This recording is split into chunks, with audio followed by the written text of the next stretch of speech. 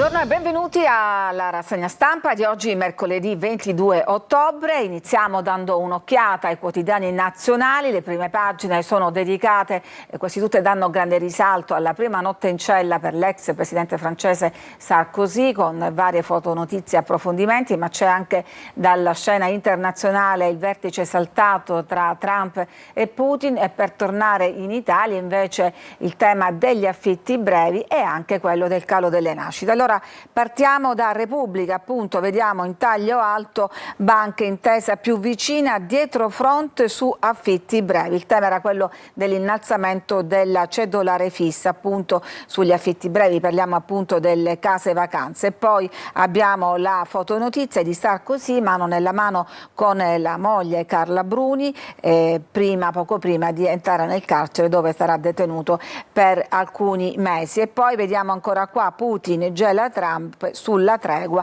salta il vertice. Il presidente USA dice: non voglio sprecare tempo a Budapest. E poi Ucraina, la mossa dell'Unione Europea, i 12 punti per la pace che vedremo più avanti nel dettaglio. La Stampa invece apertura dedicata al calo delle nascite, che sono davvero al minimo. Il futuro è da inventare, perché appunto è tutto da capire che cosa succederà. Ancora vediamo la fotonotizia dedicata alla ex coppia presidenziale, e poi il piano Europa Zelensky con i 12 punti che prevedono fra l'altro stop sulle attuali linee del fronte e su previsione a Trump, ma Mosca dice no alla tregua.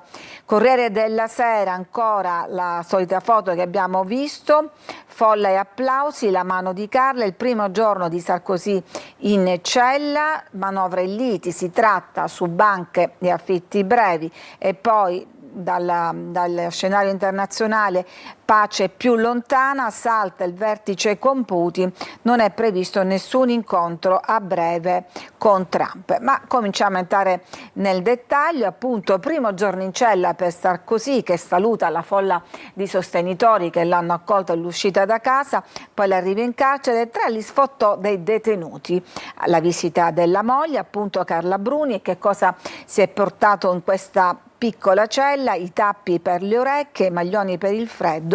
Nei 9 metri quadri della cella un telefono con 10 numeri autorizzati. Il Corriere della Sera ci fa addirittura vedere la mappa di questa cella, una cella come tante altre. C'è, vedete qua, la doccia, un tavolino con una sedia, un letto, un frigorifero opzionale, piano cottura, un telefono fisso e ovviamente la porta. Mosca rifiuta il cessate il fuoco, dopo gli spiragli di pace si richiudono, tensione tra il segretario di Stato americano Rubio e il ministro degli esteri Lavrov, sfuta il summit di Budapest, perché la Russia resta su posizioni dure e prende tempo, poi accusa l'Unione Europea di sabotaggio e Trump dice: non voglio sprecare un incontro con Putin, quello fissato appunto a Budapest. Mentre invece andiamo a vedere qual è il piano per la pace in 12 punti elaborato dall'Unione Europea per porre fine alla guerra congelando la situazione al fronte. Vediamo appunto che cosa prevedeva questo piano. L'Unione ridurrebbe gradualmente le sanzioni, ma lo scongelamento degli asset finanziari in Russia avverrebbe soltanto nel caso in cui Mosca pagasse per la ricostruzione. Il problema però è che la Russia è di tutt'altro avviso rispetto a questa immediata pace. Il ministro degli esteri ha ribadito che Mosca è contraria ad un cessate il fuoco immediato, sostenendo che ciò significherebbe dimenticare le cause profonde di questo conflitto. La Russia non ha cambiato la sua posizione sugli accordi raggiunti durante i lunghi negoziati tra Putin e Trump in Alaska, ricorderete l'accoglienza sul tappeto rosso, ricordando comunque di avere comunque concordato di continuare i contatti telefonici, quindi non è una porta chiusa. Sull'altro fronte, diciamo guerra, diciamo pace, insomma è una pace ma molto travagliata. Trump dice ad Hamas: fermatevi o interverranno gli alleati nell'area, perché purtroppo continuano le guerre e le sparatorie. Restiamo alla Casa Bianca, ma per un argomento più leggero, perché vedete in questa fotonotizia che cosa sta succedendo. Una ruspa che sta sventrando un'ala, non è un furto clamoroso come avvenuto al Louvre, sono lavori in corso voluti dallo stesso Trump, che vuole realizzare qui, pensate, niente poco di meno che una nuova sala da ballo con 1000 posti, stucchi, oro, vetri antiproiettili. I critici parlano di profanazione, ma per lui sostiene che è a costo zero. E poi vediamo la corona rubata al Louvre, davvero questo è un furto clamoroso. La collana era questa che vedete in testa a questa allora principessa ventenne, che poi la vendette perché dice non è che porti corone così spesso, perché quindi dovrei conservarne così tante. Questa principessa, una nobildonna, Gloria di Schaumburg-Glauchau, principessa di Thurn und Taxis, la vendette al Louvre, che adesso appunto se l'è fatta sfilare per un furto che adesso viene conteggiato. Si parla di 88 milioni di euro, ma il Louvre non sarà risarcito. La ministra Dati difende le misure di sicurezza, dice che hanno funzionato, tanti hanno dei dubbi. E fra l'altro si scopre anche che i gioielli non erano assicurati. Il racconto insomma è che è bastato un gilet giallo per appunto aggirare alla fine gli ostacoli, queste misure di sicurezza, perché come sapete i ladri si sono finti lavoratori di un cantiere e con un'autoscala si sono appoggiati al muro del Louvre.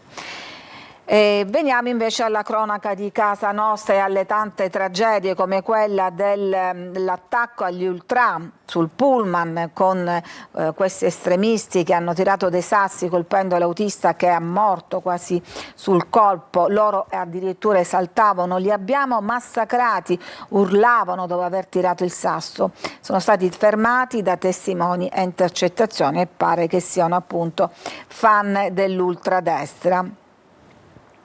E poi invece purtroppo sempre casi di violenza sulle donne. Qui c'è Pamela Genini, parla la mamma che punta il dito contro le sue amiche, forse per trovare un capro espiatorio, forse per darsi un po' di conforto in questo dolore inconsolabile. Son Chin, l'ex compagno, si è rivelato un mostro, dice appunto la mamma, ma le amiche di Pamela, se sapevano cosa stava succedendo, avrebbero dovuto denunciarlo, l'hanno lasciata sola. E naturalmente non è così semplice, perché Pamela non denunciava per paura di essere uccisa e quindi forse le amiche l'hanno un po' assecondata in questa scelta.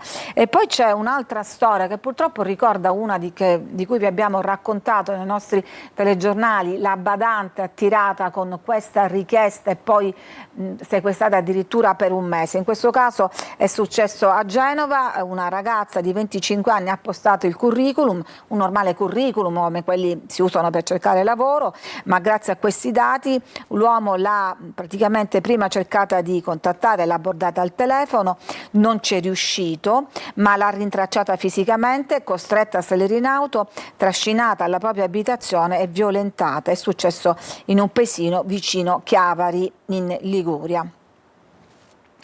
E poi l'altra tragedia, questa legata agli interventi di chirurgia estetica, in questo caso la vittima si era recata in Turchia per sottoporsi ad un intervento di liposuzione. Sul Corriere della Sera si racconta la telefonata con la sorella proprio dal lettino della clinica in Turchia, dove la ragazza diceva andrà tutto bene, era serena, ma poi quei medici l'hanno uccisa.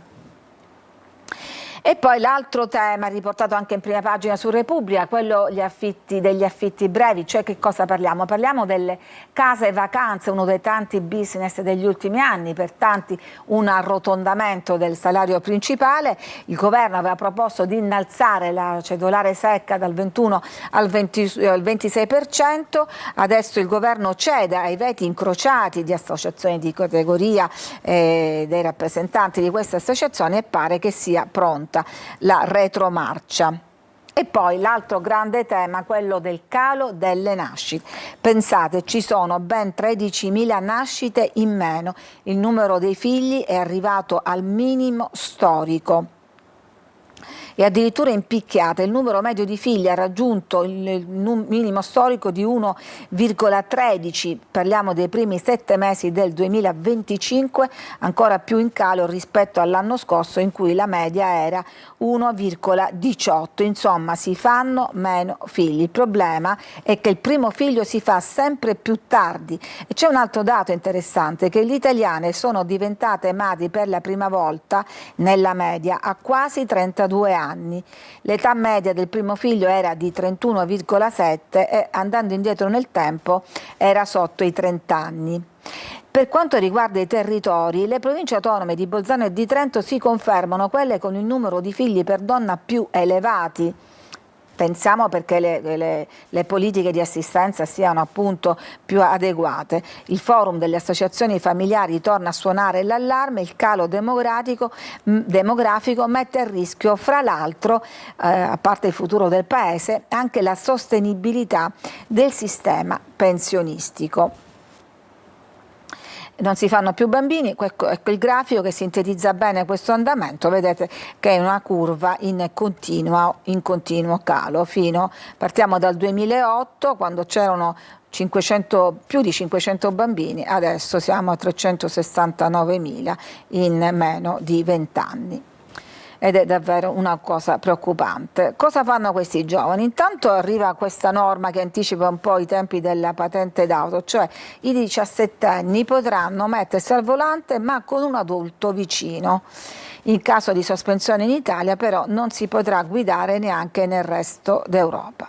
E poi sempre in tema di giovanissimi c'è questa notizia che arriva dalla Turchia, 2 ragazzi, ma sono in realtà 2 ragazzini, 2 quindicenni condannati, pensate, a 24 anni per l'omicidio di un loro coetaneo, questo ragazzino Mattia, figlio di uno chef. Ora pene più severe per i killer bambini. E qui vediamo questo ragazzino con il papà.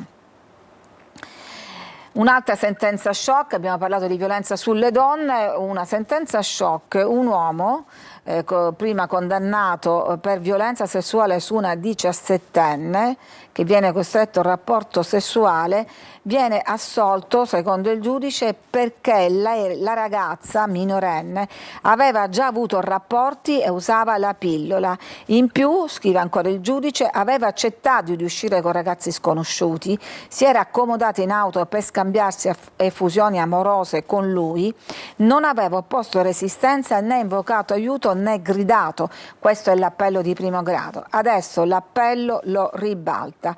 L'imputato è condannato a 3 anni per aver abusato di una minorenne perché il procuratore spiega il consenso ci deve essere dall'inizio alla fine di un rapporto per non incorrere nella violenza, cioè si può sempre dire di no.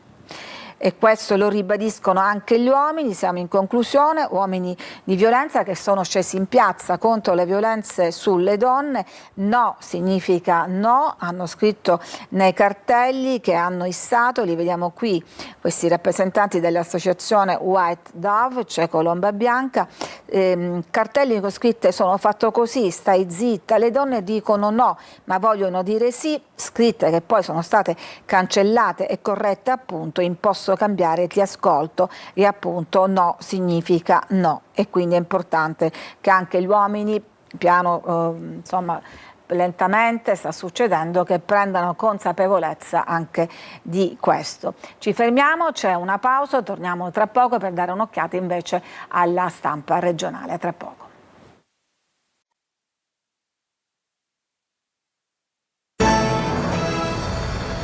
Bentrovati alla seconda parte della nostra rassegna stampa di oggi, mercoledì 22 ottobre, quella in cui diamo conto dei giornali, dei quotidiani, dell'informazione locale, ma prima diamo un'occhiata anche al sito Sicilia Web, vediamo l'apertura dedicata a questo schianto in via Nuova Luce, 2 donne sono rimaste ferite, naturalmente ci sono ripercussioni sulla viabilità, l'incidente è avvenuto questa mattina tra via Nuova Luce e Tremestieri Ateneo, all'altezza della rotatoria provvisoria per Piazza Tivoli. Tra due utilitari alla guida in una delle vetture una donna di 39 anni, nell'altra una di 68. Una è stata estratta dai vigili del fuoco, la seconda in migliori condizioni è stata affidata al 118 e nella zona si è formata naturalmente una lunga fila di auto. E poi c'è un nuovo indagato per l'omicidio di Taormina, ne parleremo, la troviamo anche sui giornali. E a Catania si spara ancora. Nella notte sono stati registrati altri 2 episodi di sparatorie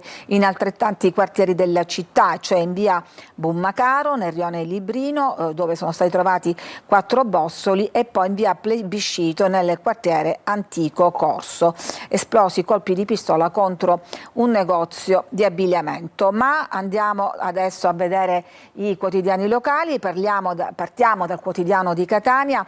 La Sicilia, apertura dedicata al tema che è trattato anche nell'informazione nazionale, che riguarda tutti, forse anzi le regioni del nord stanno meglio, cioè il calo demografico. Baby mamme di Sicilia. Perché baby mamme? Perché l'Istat certifica non soltanto il crollo delle nascite nell'isola, ma anche l'aumento di ragazzine partorienti e quindi appunto le baby mamme. Poi il caso che riguarda il Parco dell'Etna, troppo parco, una proposta dei 2 esponenti del DC che propongono di ridurre il Parco dell'Etna. E poi il caso di Paolo Taormina, tra gli indagati anche il giovane che scappò con l'omicida, e poi quello della badante che cerca lavoro e che poi viene invece appunto sequestrata e violentata. Andiamo a vedere il Giornale di Sicilia. Omicidio Taormina, spunta l'ipotesi della premeditazione. Sarebbe stata finta la lite, questa rissa fuori dal pub. L'ipotesi è che si sia trattato di una trappola per spingere il figlio del titolare, questo ragazzo di 21 anni, a uscire dal locale di famiglia Oscruscio. Pochi istanti dopo è stato ucciso con un colpo di pistola alla nuca, sparato a sangue freddo, una vera e propria esecuzione che veramente fa pensare ad una premeditazione. Ed è su questa ipotesi che sta lavorando la Procura, mentre ricostruisce i movimenti di Gaetano Maranzano e del gruppo di amici. Lo vedremo, lo approfondiamo tra poco. Intanto prima pagina del quotidiano Repubblica dedicato a Palermo, centrodestra, nuova lite sulle poltrone, quindi la politica. Via Maquedo, ostaggio del food, ma dà lavoro a 450 giovani, un approfondimento sul centro storico. E quindi andiamo avanti. Gazzetta del Sud, il quotidiano di Messina, Basile, l'attuale sindaco, ora vuole il bis, ufficializzata la candidatura per il 2027. Il partito di Basile, ricordiamo, è quello di Cateno De Luca, ex sindaco di Messina, attuale sindaco di Taormina. Ma torniamo alla cronaca per approfondire questo fatto che riguarda una giovane badante rumena che aveva risposto alla inserzione di un uomo di Palagonia, si è presentata e invece ha trovato un aguzzino che l'ha sequestrata e violentato. L'uomo è stato arrestato, i rapporti sessuali e le violenze mentre era ubriaco. La donna si è presentata, solo a quel punto ha scoperto che la donna da accudire non esisteva e che l'annuncio era un pretesto. L'uomo ha subito manifestato intenzioni diverse, soffermandosi sull'aspetto fisico della donna e ammettendo che non c'era alcuna persona bisognosa di cure. L'indagato avrebbe chiesto alla donna di concedersi, al suo rifiuto l'ha praticamente sequestrata. Si è salvata dopo un mese, pensate, settimane di tormenti, quando l'uomo ha dimenticato il cellulare a casa e lei è riuscita a inviare un messaggio d'aiuto ad un'amica che ha allertato i carabinieri. Una situazione davvero drammatica. E poi, tornando al caso Maranzano, abbiamo letto l'articolo che parlava dell'ipotesi che la rissa sia stata una messa in scena, ma si indaga anche sui complici, e tra questi un ragazzo che è scappato con lui sullo scooter. Che cosa leggiamo sui giornali? Cioè che è Viviano, questo è l'amico, che subito dopo l'omicidio sale sul suo scooter assieme a Marranzano, ma è quest'ultimo a guidare e per questo il ragazzo non può essere indagato per favoreggiamento.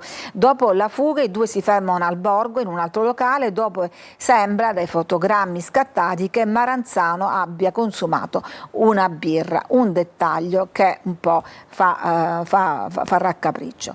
Vediamo poi un altro caso, quello di cui ci siamo occupati molto, quello della piccola Elena, ricordate, la bimba di 5 anni uccisa dalla madre a Mascalucia, che poi inscenò una sorta di falso rapimento. La madre, Martina Patti, è stata analizzata dai periti che adesso dicono era cosciente quando uccise, non c'è nessuna bolla di infermità mentale e quindi, questa è la conseguenza principale, è imputabile, quindi può essere processata. Perché dicono periti? Perché dopo avere diciamo incappucciato la figlia in questi sacchi neri per non vederla e averla accoltellata, lei dice con le mani sporche di sangue non vagò senza meta in stato confusionale, ma tornò a casa, si lavò, si cambiò, guidò sino a casa dei genitori e fornì la sua falsa ricostruzione, quindi sicuramente non c'era infermità. Siamo ancora adesso alle pagine del quotidiano La Sicilia dedicata a Palermo, con questi numeri: centinaia di dipendenti lottano per difendere il proprio posto di lavoro, è una sorta di censimento delle vertenze che riguardano dai call center alla logistica. E poi l'altro caso, quello del Basin, ricordate il mega yacht, lo yacht di lusso affondato in questa tempesta anomala a Porticello. Adesso ci sono i primi accordi tra la compagnia di assicurazione e i familiari delle vittime. Nel frattempo 2 consulenti della Procura di Termini Imerese sono al lavoro sulla scatola nera ritrovata a bordo dello yacht di Michael Lynch, morto anche lui insieme alla figlia. Dopo poco più di un anno dal naufragio, però non è ancora chiaro cosa è successo quella notte. Tante le ipotesi, nessuna certezza, intanto trapelano ricostruzioni, sono fantasie, commenta uno degli avvocati, ma qualche dettaglio appare coerente con le testimonianze, cioè quella notte, e questo è forse un dettaglio inedito, un gommone dal porto si diresse verso il Basin prima della tragedia, che sembra veramente un thriller. E poi indagini della prefettura sulle infiltrazioni mafiose, sono le prime verifiche della famiglia Genova, che in particolare sulla concessionaria italo-belga che da 20 anni gestisce il lido di Mondello, finito nell'occhio del ciclone tutta l'estate. E ancora vediamo questo articolo su via Macheda, cuore del centro storico di Palermo, che è finita niente poco di meno che sul New York Times, che la cita come simbolo della foodification. Questo è un nuovo termine che viene dalla parola food, che vuol dire cibo, perché in questa strada si contano ben 50 esercizi in meno di 600 metri, tutti esercizi appunto che vendono cibo o alcol. I sindacati e le associazioni parlano di impatto enorme sull'economia, perché dà lavoro a 450 giovani, però naturalmente è che non si sviluppa altro tipo di economia. Sembra non esserci fine alla proliferazione di prelibatezza italiana, ha scritto il quotidiano americano, di cui tra l'altro gli americani sono ghiotti, cioè arancine fritte, cannoli, Aperol Spritz che si riversano sulle tovaglie. Una realtà a cui nei prossimi mesi si aggiungerà una filiale dell'Hard Rock Café. Dopo uno stop aprirà. Ci sono anche friggitorie indiane, bengalesi.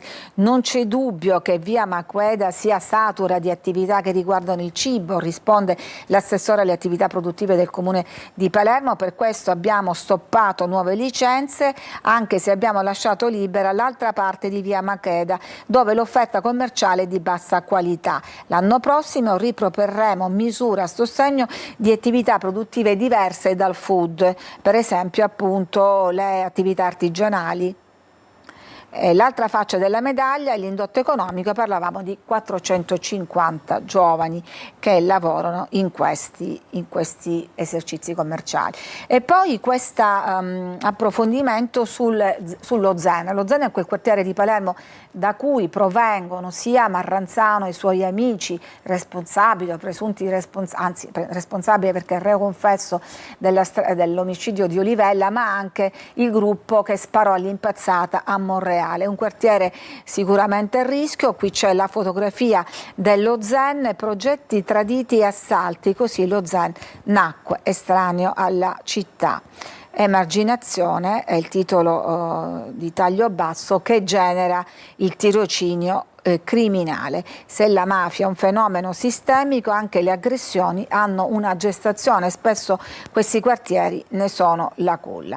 E poi c'è la conta dei senza tetto di cui vi abbiamo dato notizie anche nei nostri telegiornali, una conta che si fa in strada grazie ad un progetto europeo. Dai dati emerge però solo il 10%, potrebbero essere molte migliaia in più. Oggi parliamo di 70-100 unità, ma appunto potrebbe essere solo la punta dell'iceberg.